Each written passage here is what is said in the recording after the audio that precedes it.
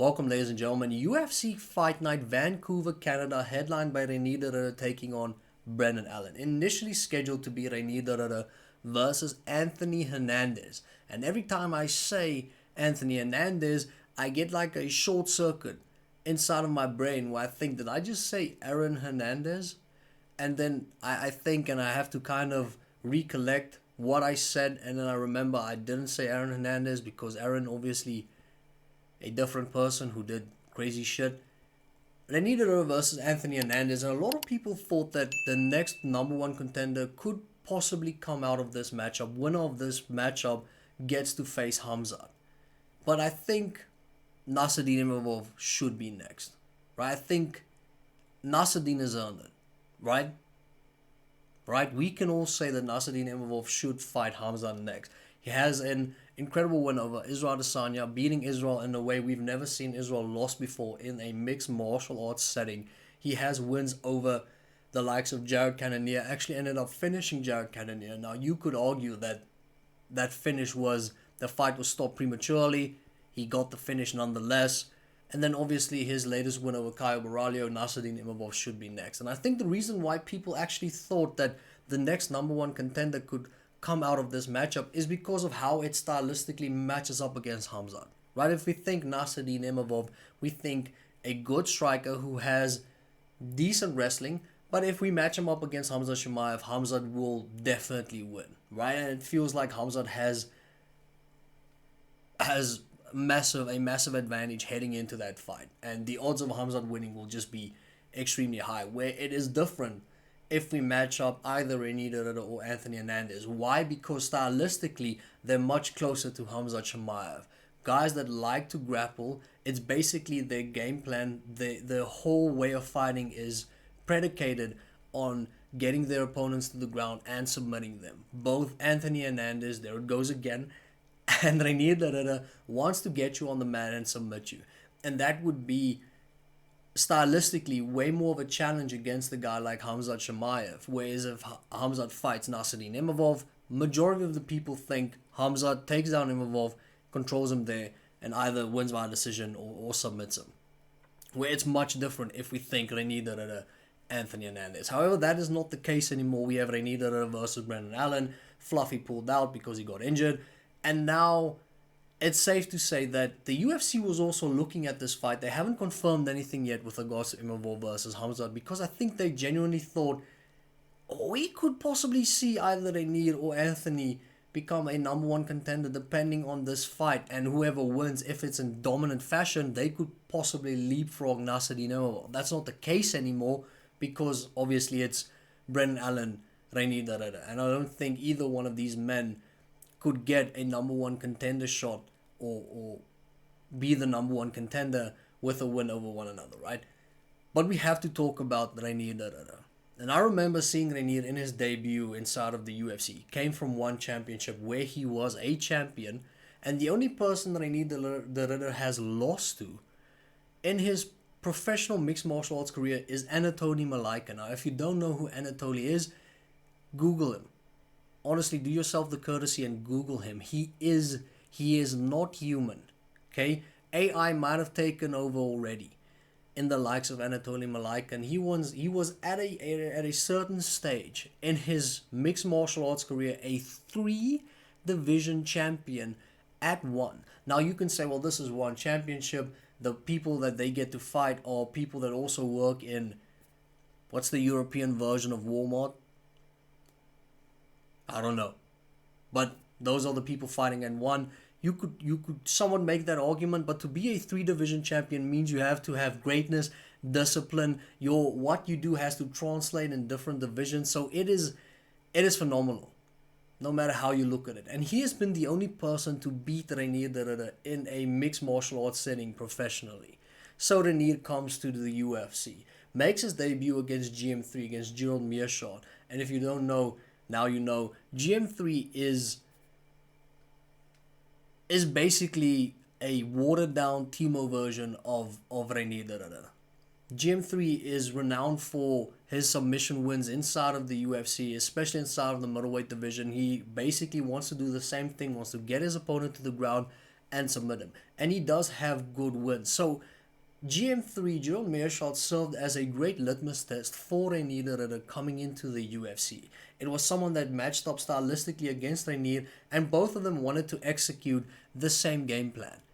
And when I saw the first fight, it wasn't a great sight, especially if you had a lot of hype, if you had high hopes for Reinier De Ridder, because he really struggled against GM3.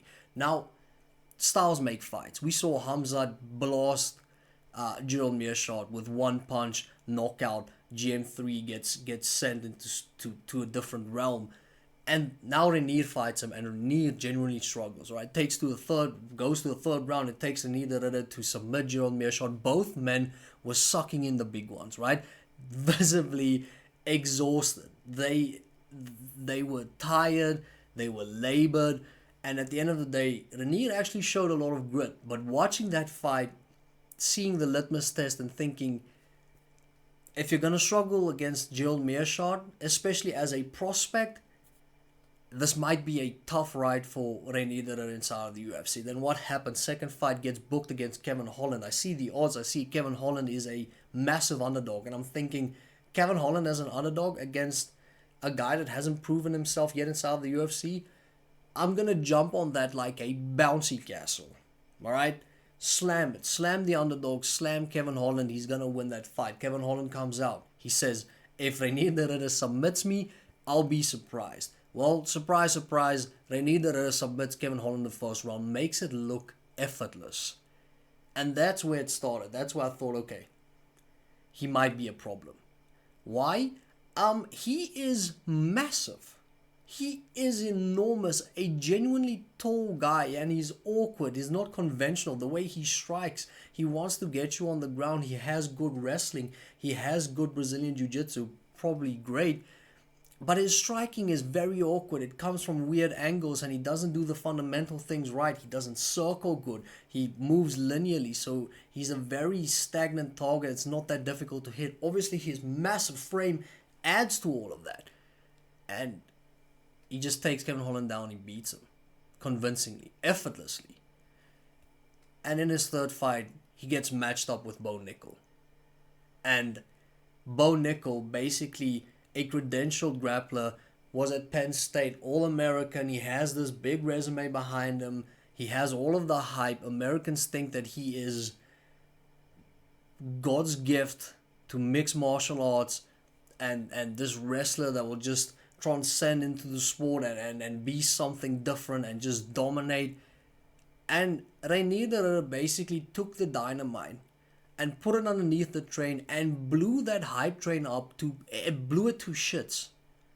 Reinier De Ridder basically fraud checked Bo Nickal, killed the hype. It was dead immediately. And watching that fight, I see Reinier De Ridder throwing knees, vicious knees, and you know that the knees have a lot of momentum to it, right? Because he is such a fucking long person. If he starts throwing the knee, it starts way back in 1997. It lands in 2025. That's how tall he is. If you put a helipad on his head, he'll be a skyscraper. It has Stefan Struve vibes to it. And I think Stefan Struve was also from the Netherlands. And I think the Netherlands have the tallest people in the world, if I'm not mistaken. So I see that knee land. And the narrative behind it was, well, Bo Nickal just quit. You could see it. He quit on himself because throughout Bo Nickal's mixed martial arts journey thus far, we basically just seen tuna cans get thrown at him and tomato cans, and he takes this fly swatter and just fucking swipes everything away because everything the UFC throws at him are bombs and buns. And then he gets his first genuine test in Reinier De Ridder, and RDR basically just destroys him, suffocates him. Relentless pressure, moving forward. Bo couldn't take him down. Bo didn't want to take him down. Bo was scared of the Brazilian Jiu-Jitsu, was scared that he might get reversed. And RDR gets on top, and then it's done. And RDR stops the fight and throws an ungodly knee. And he is so tall, if he throws a knee, it's not going to land in your stomach. It's landing on your solar plexus. He could throw a basic knee, and he would basically knock me out. That's how tall he is. Just an enormous figure. And the narrative was that knee wasn't as as hard, didn't connect as flush. It was basically just Bo Nickal quit, right? Then Reinier gets his next fight against Robert Whittaker and basically throws that exact same knee, and he almost finishes Robert Whittaker. And as soon as that landed, the whole world knew he's for real. If you get Robert Whittaker basically to wince and curl up after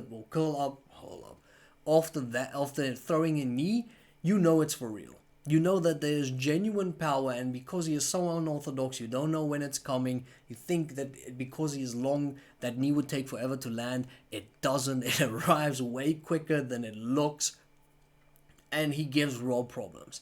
And he beats Robert Whittaker, and he could have finished the fight. Now, sure, he got in trouble against Rob as well. There were certain more points where he got stung, where he got his bell rung, but he survived.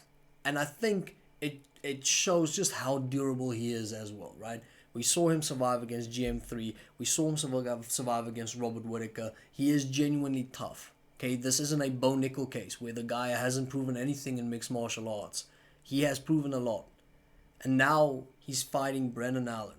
And I think the general consensus around the world is Reinier De Ridder beats Brendan Allen. Because if we look at Brendan Allen, he's been decent inside of the middleweight division. He has talked a lot of shit and he has said some crazy shit, but he's been decent inside of the middleweight division. Some of the things that he said, that he'd be able to beat DDP and he'd be able to ragdoll a lot of these guys, and then reality check every single time. And probably Brendan Allen has some of the worst fight IQ you will see in your life. But every person that you would expect Brendan Allen to beat, he has beaten, right? The Marvin Vittoris of the world, and GM3, and he has looked good against these types of guys, right? But as soon as he gets to the precipice of the top 5, the top 7, it's a different story. If he isn't fighting the Marvin Vittoris of the world, if he fights the Sean Stricklands, the Anthony Hernandez, the Jared Cannoniers, it's different. He loses. Why? Because he might not be that good. He doesn't really excel at one thing, even though he has good wrestling and he has decent striking. It's not like he's great at either. So it kind of feels like he still needs to find himself. And in this fight with Reinier, it's difficult to see this go any other way than a Reinier De Ridder win. If Brendan Allen pulls this off, this will be undoubtedly the biggest win of his career to date. By far, by a landslide. Because we've seen Brendan Allen in these spots, and we've seen him lose continuously. And to give you an example, which I will right now. Sorry. I didn't intend on this happening. But here we are.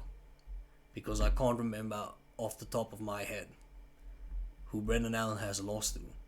So that's why. Alright. Just to give you an example. The people that Brendan Allen has beaten inside of the middleweight division. Marvin Vittori, Chris Curtis, Paul Craig, Bruno Silva, Jacob Malkoon, Sam Alvey. These people and that's after he lost to Chris Curtis, ended up beating him in a rematch. But if I name you these guys, Kyle Dawkins, you would expect Brendan Allen to beat them. But every single big opponent he has faced, he has lost to. Alright? Sean Strickland lost to Chris Curtis, which was obviously devastating. Lost to Nasruddin Imavov. I said Jared Cannonier. I knew there was another one. It was Nasruddin Imavov. Lost to Anthony Hernandez and recently beat Marvin Vittori. So every time it has been someone in the top 5, someone in the top 7, Brendan Allen has just been unable to breach through that and get that massive win. And do I think it's going to be different this time? I don't. I just don't see Brendan Allen giving Reinier De Ridder problems. Whether it's on the feet, maybe, potentially. But I guarantee you if one of those knees land, it will be over. All in will turn into all out. Brendan Allen will lose. If one of those knees land, it is done. Right? So, yeah, that's just my prediction. going into this fight, I have Reinier De Ridder winning. Do I think that he can deserve a number one contender spot if he wins? Probably not. Regardless of who wins, I think Anthony Hernandez takes on the winner. I think that's just how the middleweight division is playing out right now. Nasruddin Imavov versus Hamzat next. So that fight should happen in 2027. And then obviously the UFC wants to make Sean versus Izzy again. And we just have some weird fights that doesn't make sense at all. Maybe the UFC would, because of Anthony pulling out, try Anthony Hernandez versus Dricus. I don't know. But Brendan Allen, Reinier De Ridder, main event. Let me know in the comment section, who do you think is going to win? Do you think Reinier De Ridder should actually get an opportunity to fight for the title, leapfrog Nasruddin Imavov, because he has been so active and been winning and beating guys effortlessly? Or do you think that should go to Nasruddin Imavov? Let me know in the comment section. I would really appreciate it. Have a beautiful day. Don't sleep on the 97 Republic. Don't sleep with your cousin. Cheers.